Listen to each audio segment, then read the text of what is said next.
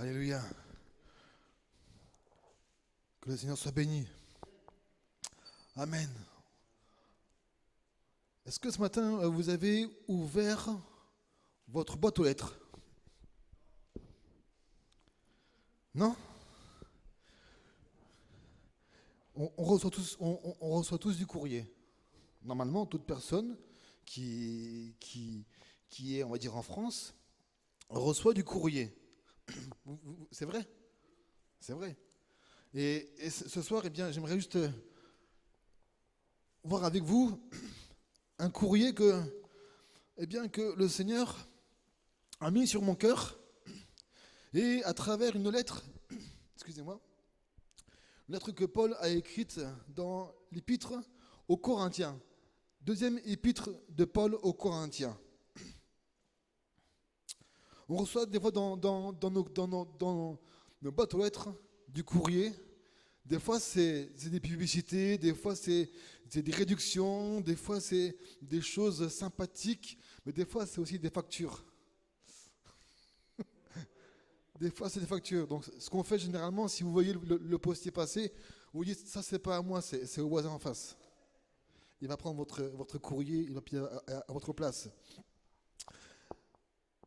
Il y a quelquefois aussi des courriers qui sont dans la boîte aux lettres qui, des fois aussi, nous font de la peine, qui nous blessent. Mais ce soir, j'aimerais vous parler d'une lettre que Paul a fait à une église de Corinthiens. Et vous savez, tout à l'heure, je cherchais ma tablette, parce qu'aujourd'hui, on reçoit même du courrier en papier, et on reçoit aussi du courrier aussi en mode numérique. D'accord ? Mais Paul a envoyé une lettre qui va toucher les chrétiens qui sont de l'église de Corinthe. Cette lettre, elle sera imbibée par l'Esprit de Dieu. Alléluia. Et ce soir, j'aimerais bien vous parler de cette lettre de Paul aux Corinthiens, ce qui est vraiment super intéressant pour chacun d'entre nous. L'épître de Paul aux Corinthiens, la seconde épître, c'est une épître assez particulière. Paul s'adresse à des croyants qui sont en train d'embêter le serviteur de Dieu. Non, c'est jamais arrivé. C'est jamais arrivé. Il y a des églises où des croyants embêtent le serviteur de Dieu et ils sont là pour un petit peu le déstabiliser. Et Paul va expliquer certaines choses, mais dans sa deuxième épître, il va être un peu plus personnel. Dans l'épître de Paul aux Corinthiens, il va exprimer un peu son témoignage, son ressenti. Il va nous exprimer un peu ce qu'il y a dans son cœur. Et le titre de ce message, on va voir que le Seigneur nous a envoyé une lettre qui vient de Dieu. Une lettre qui vient de Dieu. Dans cette deuxième épître de Paul, on retrouve très peu d'enseignements doctrinaux, mais on retrouve des passages sur lesquels Paul va nous exprimer ce qu'il y a dans son cœur, comment il ressent les choses par rapport au service du Seigneur. Et dans les chapitres 1 à 7, Paul dira que nous révélera certains traits de caractère que Paul avait. Et il dira que le Seigneur, il est la source de la vie. Il dira que le Seigneur, il est avec lui. Et que, on va le lire ensemble dans le 2 Corinthiens 1, chapitre 1, verset 17. Il dira, de la part de Paul, ou sinon Paul, apôtre du Christ Jésus, par la volonté de Dieu, et le frère Timothée, à l'église de Dieu qui est à Corinthe, et à tous les saints qui sont dans toute la Caïe. Que la grâce et la paix vous soient données de la part de notre Dieu, notre Père et du Seigneur Jésus-Christ. Béni soit le Dieu et Père, notre Seigneur Jésus-Christ, le Père compatissant et le Dieu de toute consolation.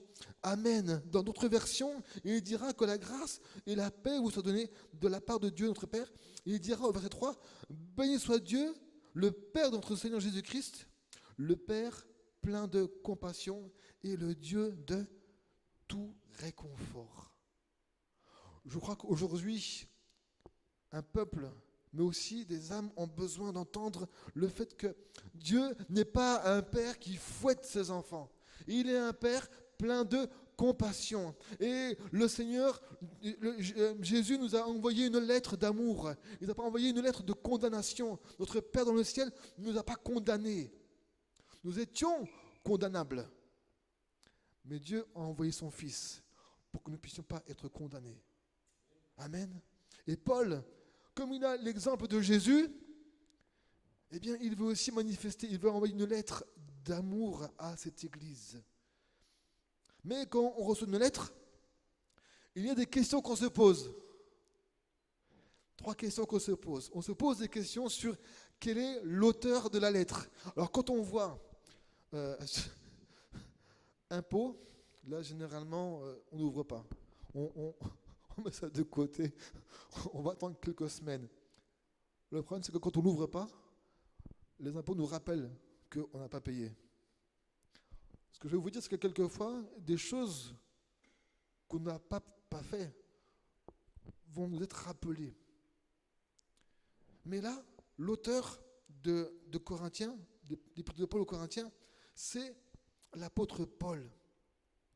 L'apôtre Paul nous dira au verset 1, de la part, donc Paul écrit une lettre de la part de Paul, apôtre de Jésus-Christ. Non pas par lui-même, non pas par sa propre volonté. L'auteur de cette lettre, c'est Paul. Et Paul est un apôtre de Jésus-Christ. L'apôtre, c'est quoi? C'est quelqu'un qui est délégué, c'est un messager, c'est celui qui est envoyé. Comme d'ailleurs Jésus dira à ses disciples, ils sont ses apôtres. Il les a envoyés pour une mission particulière. L'apôtre, c'est un terme qui est impliqué comme une personne qui est l'accompagnateur de quelqu'un. L'apôtre, c'est quelqu'un qui est accompagné. Et c'est vrai que Jésus dira de ne pas être tout seul. Il va les envoyer 2 à 2. Et quelquefois, les apôtres étaient seuls, mais à un moment donné, ils n'étaient plus seuls parce que l'Esprit de Dieu était avec eux. Amen. Le Seigneur nous a envoyé l'Esprit, le Consolateur. Alléluia. Mais également, il dira qu'il va envoyer aussi bien, il présente à l'Église cette lettre, mais aussi son frère, Timothée, qui est aussi dans le service du Seigneur. Alléluia. Dans cet épître de Paul aux Corinthiens, c'est vraiment un point important parce que les épîtres de Paul sont connus pour être des points doctrinaux. Ou doctrinaux, pardon. S'il y a un point, c'est doctrinal, et plusieurs, c'est doctrinaux. C'est bien ça? Et vu que là, il y en a plusieurs, les épîtres de Paul sont connus pour avoir plusieurs points doctrinaux. Ça veut dire que si vous vous posez des questions par rapport à la foi, lisez les épîtres de Paul. Et vous allez découvrir ce que la foi chrétienne pour avoir des bons fondements dans votre vie spirituelle, biblique et théologique. Amen. Afin de vivre comme le Seigneur marchait. Paul est l'apôtre de Jésus. Nous sommes les apôtres de Jésus. Nous suivons Jésus. Jésus est notre maître. Il est celui qui nous enseigne à travers sa parole. Et Paul suit Jésus. Il suit sa parole. On va le voir encore dans quelques instants. La seconde question, quand on reçoit un courrier, après avoir vu qui est l'auteur de ce courrier, on se pose la question, qui est le destinataire? Est-ce que cette facture ici, c'est à moi que c'est destiné, ou est-ce que c'est à mon voisin? Et des fois, j'ai bien une idée parce qu'on a été épargné de beaucoup de factures. Alléluia. Même quelquefois, je vous raconter un petit témoignage. Quelquefois même, je me rappelle, on avait une somme à payer.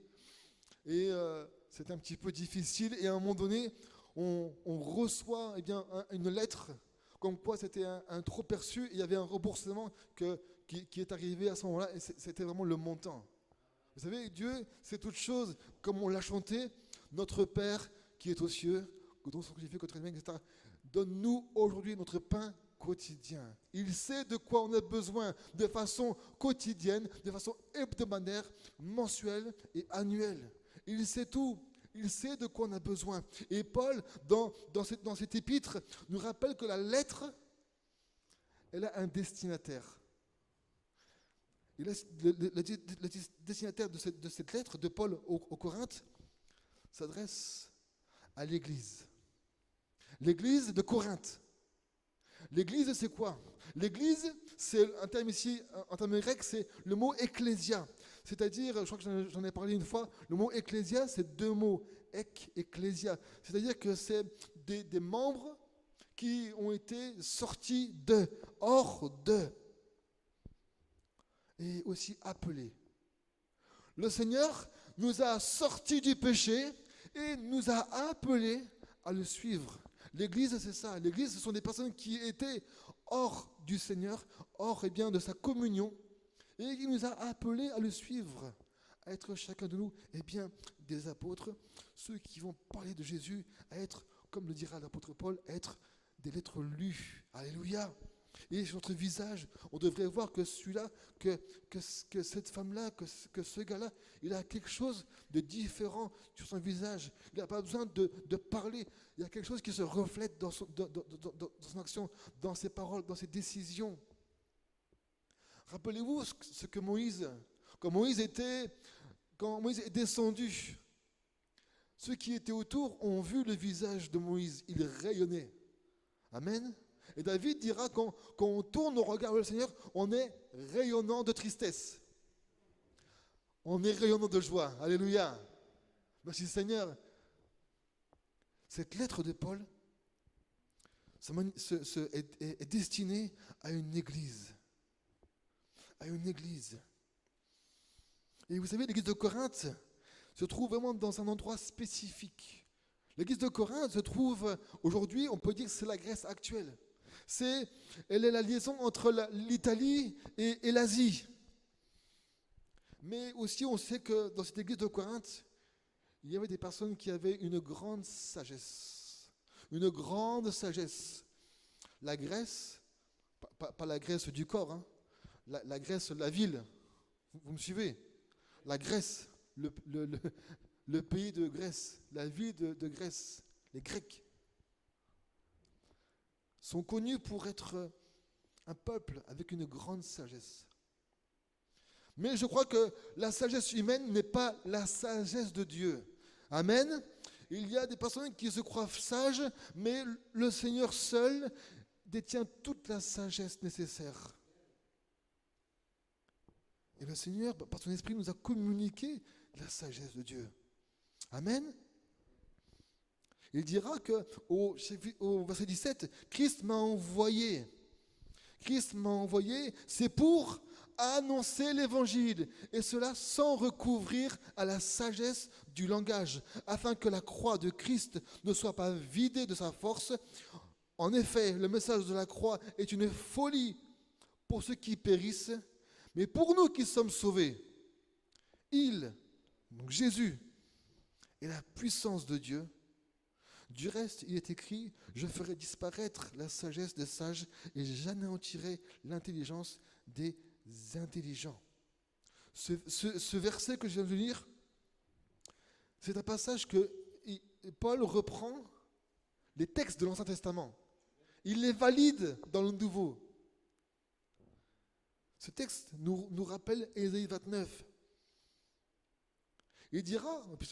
Paul dira au verset 20, où est le sage?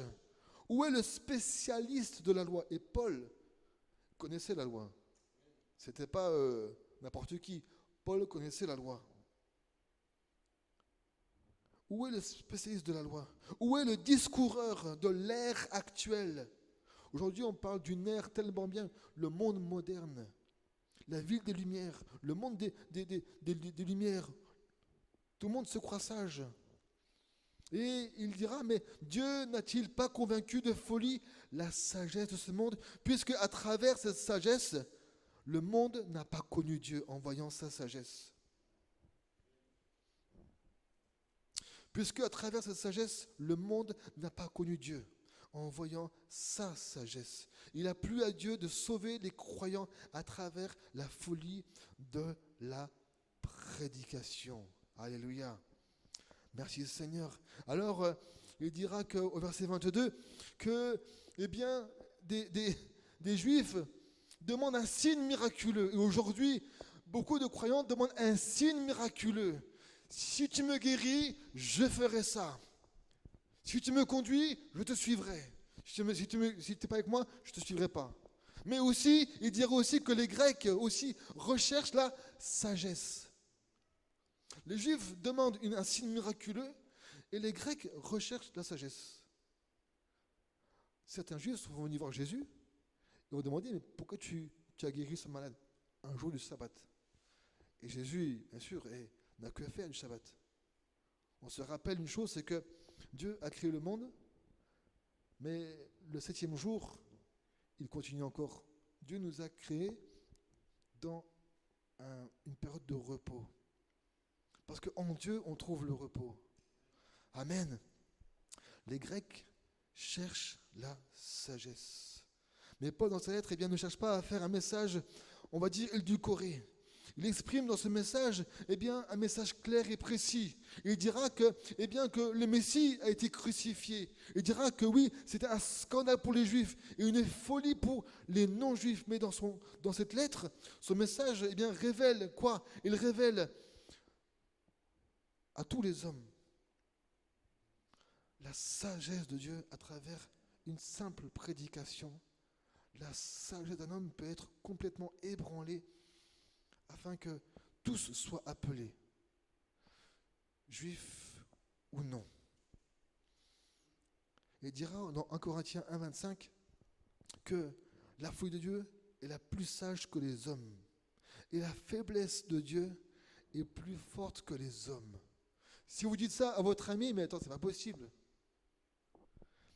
Je recommence. La folie de Dieu est plus sage que les hommes et la faiblesse de Dieu est plus forte que les hommes. Et Paul rajoutera au verset 27, mais Dieu a choisi les choses folles du monde pour couvrir de honte les sages. Et Dieu a choisi les choses faibles du monde pour couvrir de honte les fortes. Alléluia. Peut-être que tu te dis, mais je suis faible. C'est vrai? Aux yeux des hommes que tu es faible. Mais ta nature faible, Dieu va l'utiliser pour confondre les fortes. Des fois, on aimerait être fort. Mais Paul dira, quand je suis faible, c'est alors que je suis fort. Paul a compris la sagesse de Dieu. Il a compris que ça ne servait à rien d'être fort tout seul. Il vaut mieux être faible parce que c'est en Dieu qu'il va me fortifier. Alléluia. Dieu a choisi les choses basses et méprisées du monde, celles qui ne sont rien, pour réduire à néant celles qui le sont, afin que personne ne puisse faire le fier devant Dieu. C'est grâce à lui, grâce à Jésus, c'est grâce à lui que vous êtes en Jésus-Christ, lui qui est devenu, par la volonté de Dieu, notre sagesse, notre justice, la source de notre sainteté et notre libérateur, afin, comme il est écrit, que celui qui peut vous éprouver de la fierté mette sa fierté dans le Seigneur. Alléluia. Merci Seigneur. Le Seigneur nous a envoyé une lettre. Il nous rappelle une chose, c'est que tu te sens faible, tant mieux. Parce que tant que tu te sens faible, je vais pouvoir travailler en toi. Tu ne sens pas sage, tant mieux. Tu vas devoir compter sur moi maintenant. Vous comprenez? Troisième point, quand on reçoit une lettre, on se pose la question, quel est le message de cette lettre? Paul fait cette lettre aux Corinthiens, ce n'est pas un message qui est dur, ce n'est pas un texte de reproche, mais on l'a lu ensemble, c'est un message où il indique que Dieu est plein de compassion. Alléluia. Chapitre 2, versets 1 à 4, il dira qu'il nous réconforte dans toutes nos détresses, afin que nous puissions réconforter ceux qui se trouvent dans la détresse. Ça veut dire quelquefois qu'on est dans la détresse, Dieu nous réconforte, Dieu nous fait du bien, afin qu'on puisse consoler après. On a compris ce que c'était de passer par le creuset. On a compris ce que c'était de traverser des épreuves douloureuses. Mais on a compris que dans cette épreuve douloureuse, Dieu s'est montré, Dieu s'est révélé. Et on peut témoigner, on peut envoyer une lettre. J'ai découvert ce que Dieu pouvait faire. Il nous réconforte dans toute nos détresses afin que nous puissions réconforter ceux qui se trouvent dans la détresse grâce à l'encouragement que nous recevons nous-mêmes de la part de Dieu. Grâce à quoi? À l'encouragement que nous recevons nous-mêmes de la part de Dieu. Alléluia. Il écrira aussi au verset 5, les souffrances de Christ abondent pour nous, de même aussi, c'est par Christ que notre réconfort abonde. Il y a ici, deux raisons qui sont évoquées dans ce contexte. Il y a des chrétiens qui souffrent afin qu'ils puissent consoler les autres. Mais cela aussi sert aussi pour nous aider à ne pas dépendre de nous-mêmes. Comme le dira au verset 9. Mais nous, en nous-mêmes, nous avions accepté notre arrêt de mort afin de ne pas placer notre confiance en nous-mêmes, mais en Dieu qui ressuscite les morts. Amen. C'est ce que c'est, hein? Tu l'as vécu, mon frère. Alléluia. Comme quoi, ce texte est vivant encore aujourd'hui. Ce texte est vivant aujourd'hui. Cette lettre qui a été faite il y a quelques 2000 ans, elle est encore aujourd'hui, encore actuelle, elle est encore vivante. Parce qu'aujourd'hui encore, Dieu ressuscite les morts. Alléluia. Dieu aujourd'hui encore ressuscite les morts. Quand un médecin dit « c'est fini, monsieur, c'est fini », Dieu aujourd'hui encore ressuscite les morts. Parce qu'il est celui qui ne change pas.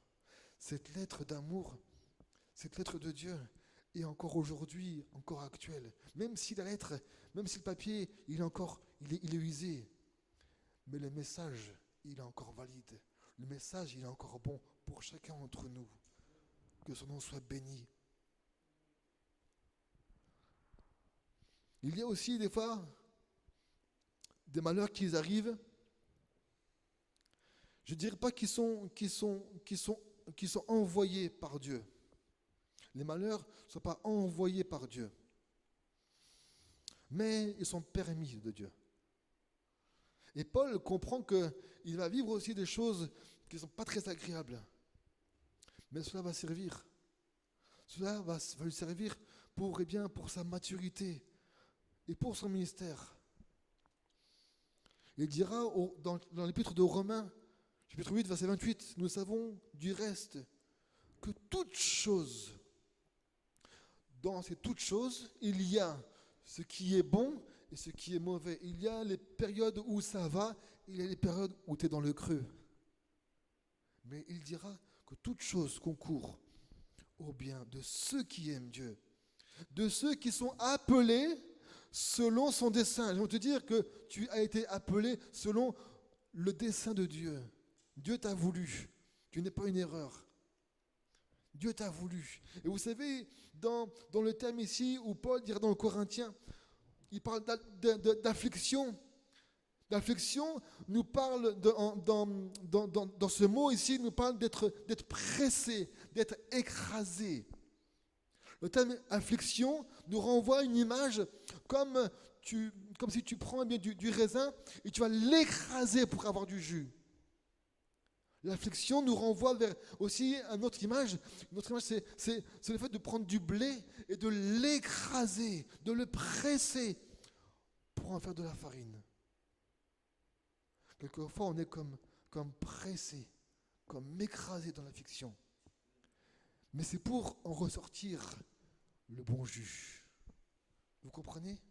L'affliction va produire en nous d'être écrasé, d'être oppressé. Mais cela va permettre de sortir du jus en nous. Un bon jus. C'est le jus du Seigneur qui est en train de transformer. Quelquefois, on ne veut pas passer par divers problèmes. On ne veut pas passer par divers moments.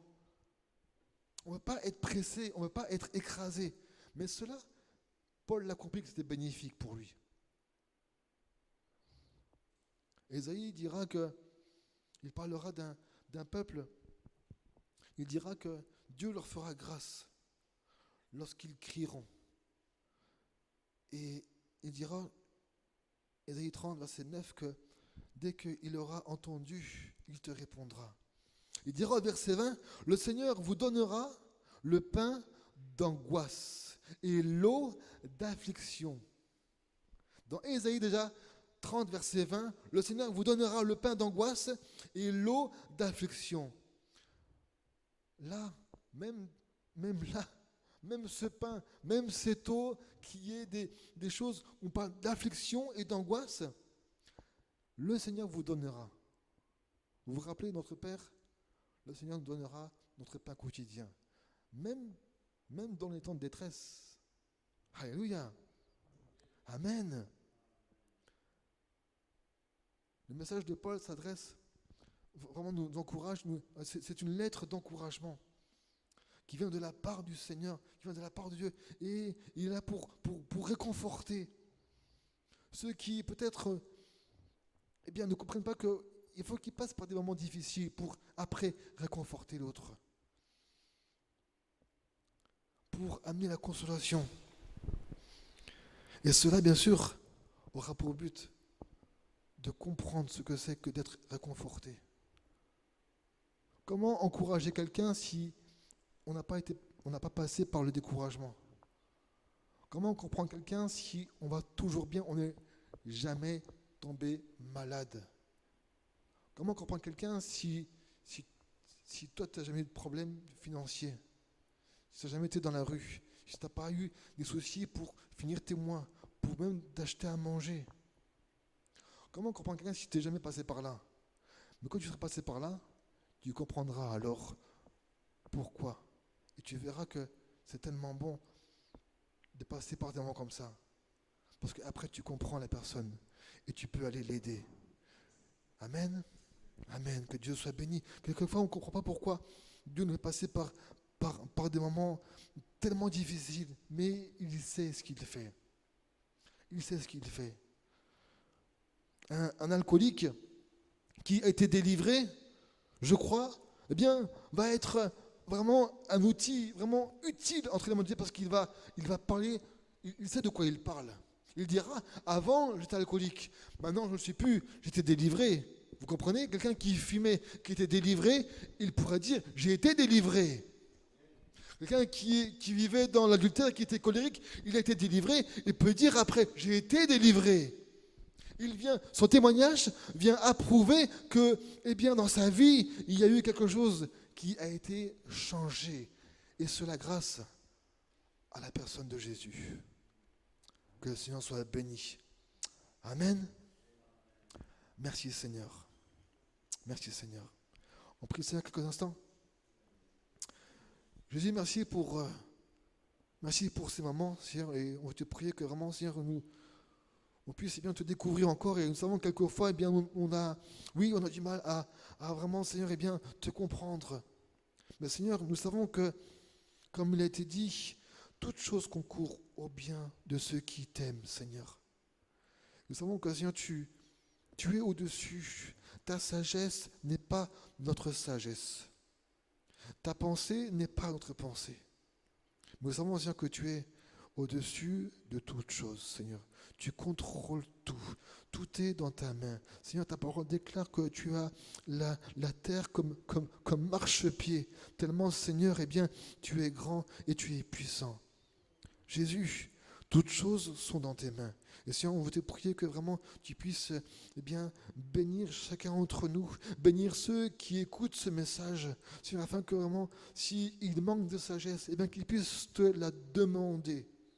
Et Seigneur, nous savons une chose, c'est que tu n'es pas un Père qui retient ses bénédictions, mais tu es ce Père qui donne en abondance, Seigneur. Seigneur, que ton nom soit béni. Seigneur, que ton nom soit loué. Merci Jésus. Amen. Amen.